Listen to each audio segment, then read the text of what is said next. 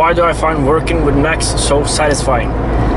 I think a big part of it is that there's a lot of practice and skill required. Not so with a saw. Take a hand saw. No skill required.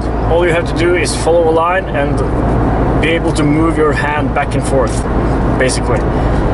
No skill required. I think this is a big problem in modern society. I think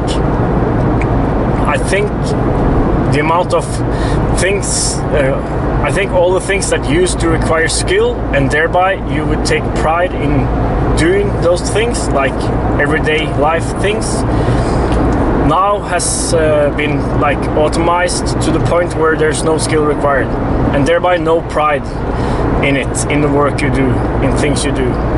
I think this is a problem. I think this is like a big part of why people aren't as happy as they could be, or that people are depressed, because there's so few things to take pride in your everyday life. Like take driving a car. It used to be a lot of stuff going on, and you had to be like, you had to adapt to different situations, and you had to like know your car and stuff, and you had to maintain it, and you had to, there was a lot of skills required. Even when I was younger, when I drove shitty cars, a lot of stuff going on. Like I knew my car wouldn't stay in third, so I had to hold it in third and stuff like that. And but now there's so little skill required. Everything is done for you, even like emergency braking, and if it starts skidding, it will fix it for you, and all that stuff. And there's so many things now in modern life that are like that. Take mowing your lawn with a normal motorized push mower.